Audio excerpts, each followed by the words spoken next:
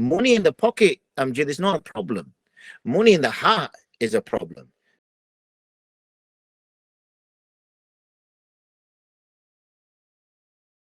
We know the situations which passed over the early Muslims in Mecca, and we know the situations which passed over the Muslims in Medina. Massive difference.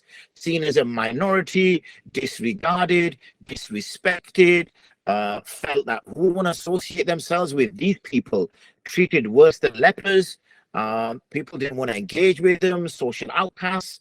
And in Medina, you saw, within a very short space of time, tribe after tribe coming to pledge their allegiance to this new leader, this new man, and the power that that gave.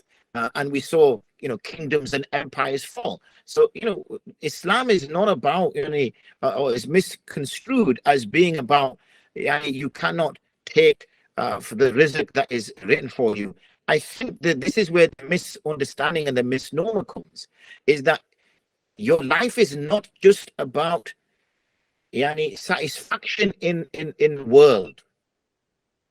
That's the message it sends, that all your hours should not be spent trying to better your life in this world, because that's not the true objective of this life. But rather, and also it shouldn't be that you should just sit in a cave and do your dhikr and that's it. Absolutely not. Because in an earlier conversation that you and I had, I mentioned about seeking one's rizq, seeking one's bounty. And I gave the example of the ayah in Surah Jumu'ah at the end of the surah, which mentions that when the salah is complete, then can you go out and seek the fadl of Allah.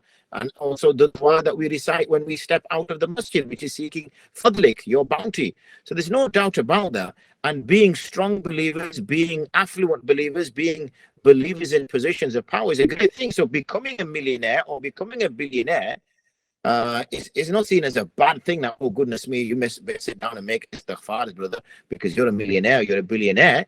That's not what it means, huh? If it does mean you've attained that through illegal route, then yes, of course it does. But if you've earned it through a halal way, now wouldn't it be good that you have a billionaire Muslim?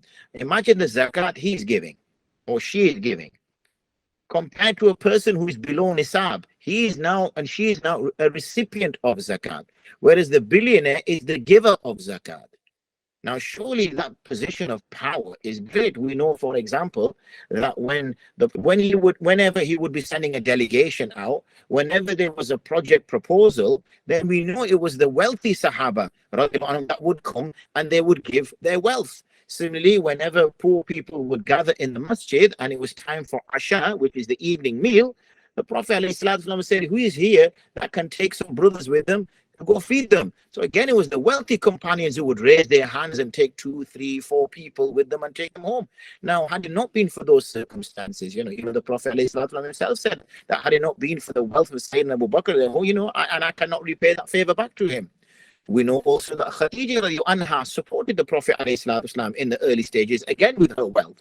So, let's not shy away from the fact that, wealth is not something that should be sought after. In fact, I mention a story of my father's. My father, Allah bless him, still says is that money in the pocket, Amjad, is not a problem.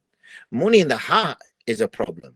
That's where the issue comes in. In the pocket, it's not an issue at all. So one must believe that which Allah possesses and gives is far more great for us than what we have. But really, to achieve the sorts of things that we want to achieve and to bring about the kind of changes we want to bring about, then being affluent, strong believers is virtually necessary.